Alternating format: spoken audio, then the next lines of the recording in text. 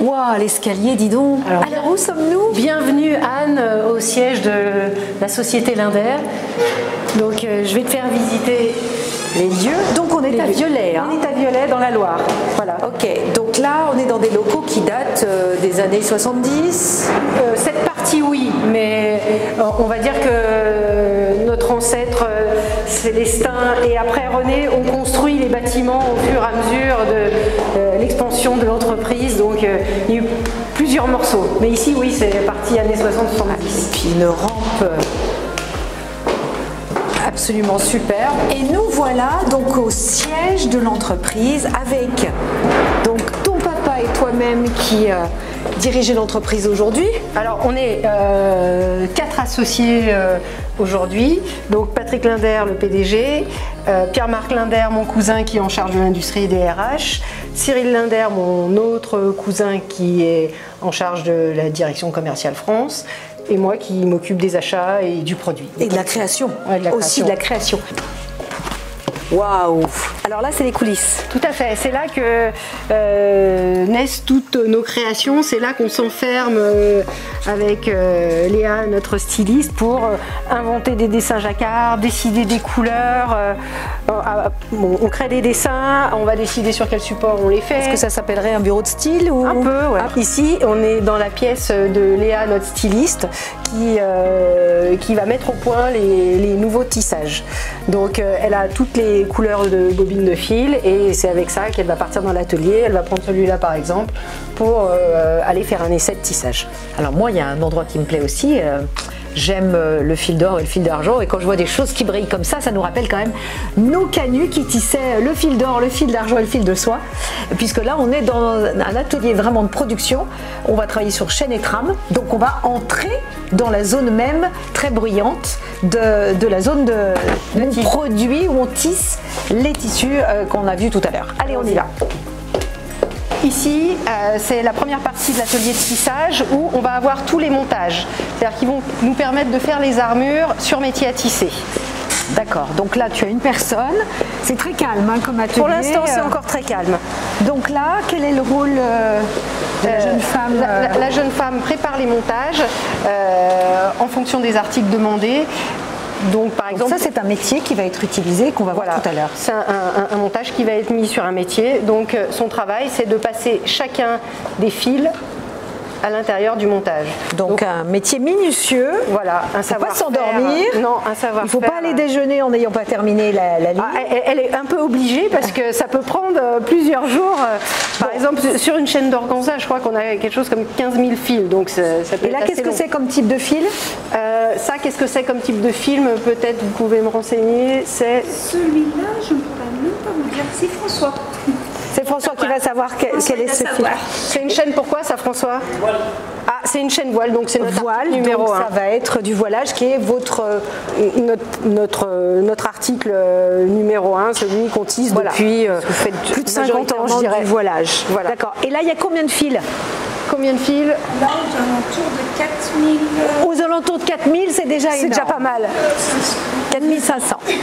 Et là, donc là, on est sur du voilage aussi. Là, alors, quelle est cette machine? Ça, c'est une machine de rasage qui va nous permettre, peut-être qu'on peut voir le début. D'accord, donc il y a la machine complète. On est sur des dimensions standards. Alors, c'est la dimension qu'on retrouve dans les magasins. Ça, c'est du 3 mètres. Donc, sur le métier jacquard, il est tissé avec des fils. Ouais. Et pour faire apparaître voilà. Et ensuite, ça va passer dans cette machine et les fils vont être rasés. Ah oui, tout cela va être enlevé, ça c'est considéré comme du déchet. Et si on passe de l'autre côté de la machine, on va pouvoir voir voilà. le dessin se révèle. Il est presque pas mal comme ça aussi, hein, ouais, mais c'est vrai qu'il a l'air plus terminé en effet, et puis évidemment il est moins occultant voilà. En étant donc là le dessin est complètement révélé sans les fils au centre. Ok. Donc ça s'appelle un voilage rasé. Voilage rasé. Parfait. Donc ensuite, là, on va rentrer dans un lieu ensuite bruyant. Un peu plus bruyant, parce qu'un métier à tisser, c'est très bruyant. Et donc, tu as combien de métiers à tisser là dans la pièce dans laquelle on va aller? Là, on va avoir 80 métiers à tisser. L'atelier se sépare en 2 sections. Une section plutôt pour les matières naturelles, où on va tisser du lin, du coton, qui est séparée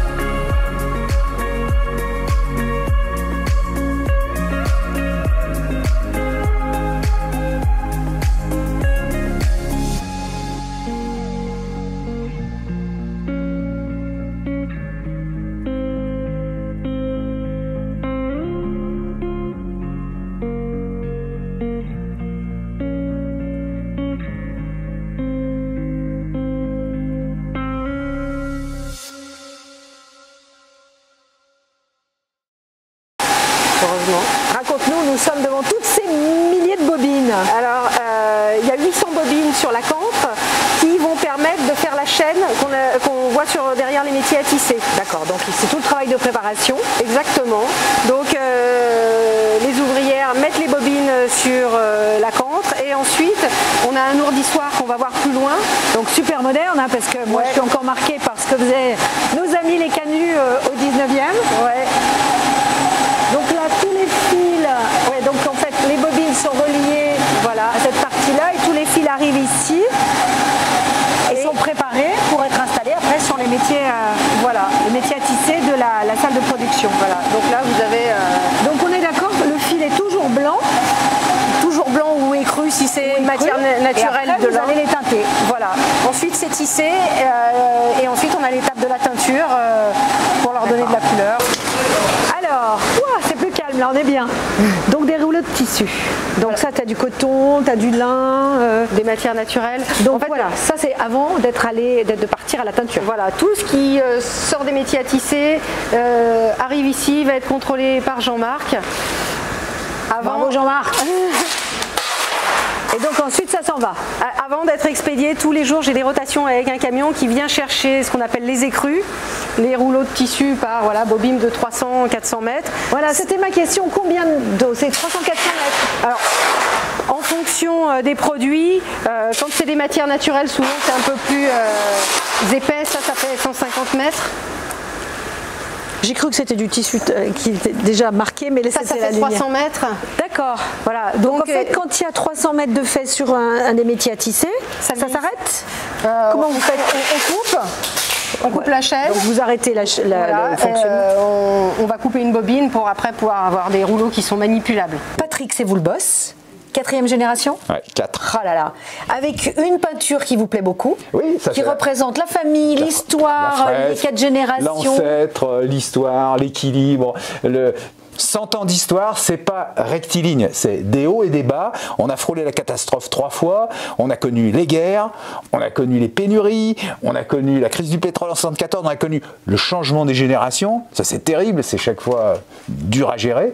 Donc, et Célestin, tout en haut à gauche, qui est le Célestin, créateur de cette entreprise. Donc, il est arrivé de Suisse il y a 120 ans et il a été embauché dans un petit tissage. Son patron lui dit, pour faire court, tu es mon meilleur ouvrier, j'ai pas d'héritier, je te vends mes machines. Et donc il a acheté ses machines et en 1904, il a créé l'Inder. Voilà. Après, il y a 1, 2, 3, 4 générations. Et là, on essaye de mettre en place la numéro 5. Voilà. Et donc spécialiste dans tout ce qui est tissu d'ameublement, voilage. Entre guillemets, l'exploit, c'est d'être resté fidèle d'abord à une implantation rurale. Violet, donc tout près de Roanne. Violet, le 42, le 69, mais rural, entre Roanne et Lyon. Deuxièmement, on est resté dans la partie textile de décoration depuis à peu près 120 ans. Donc la majorité de notre chiffre d'affaires, ça s'accroche à la fenêtre. C'est de la déco, ça se met sur un lit. C'est du coussinage, c'est de la literie, mais majoritairement c'est de la fenêtre. C'est de la déco. Et troisièmement, on est resté dans la même lignée familiale. J'ai pas d'actionnaire banquier, j'ai pas de fonds d'investissement. On fait le conseil d'administration tous les soirs. Virginie Linder, Pierre-Marc Linder et moi. Trop bien. Alors on y va, je vous emmène. C'est vous qui m'emmenez. C'est parti. Faire une petite balade pour découvrir les lieux. Les lieux. Alors, où est-ce qu'on va là maintenant? Donc là, on arrive sur le lieu de production. On est sur les chapeaux de roue là. Là, c'est sur le seul lieu de production ici au siège. On a gardé ici 30 personnes qui font tout le sur-mesure. C'est-à-dire tous les rideaux au centimètre près, 2,32 m par 2,34 m. Donc on pose des œillets, on fait des finitions en haut avec des plis flamands, des galons fronceurs, des doublures, etc. Donc on a gardé ce savoir-faire de couture. Ça, c'est pas sous-traité ailleurs, c'est fait ici en interne et on se fait un devoir de respecter au centimètre près largeur, hauteur pour des grands clients. Ça peut être l'hôtellerie de luxe. Ça peut être les 3 étoiles, ça peut être un camping, ça peut être la mairie, ça peut être un particulier via un distributeur. Et tout ça, ça se fait ici sur ce... Il faut que je cours derrière Patrick. Voilà. Ouh là là là là là là. Bon là donc la première chose, l'étape numéro 1, c'est on va chercher dans ces 2000 rouleaux là-bas au fond le tissu rouge, bleu ou vert qui est commandé. Voilà. On va le mesurer précisément, on va l'inspecter à la loupe pour pas qu'il y ait un fil tiré, etc. Et ensuite, on va le coudre, on va le couper pour qu'il soit à la taille de la fenêtre. Bah du coup, heureusement qu'il y a des fenêtres.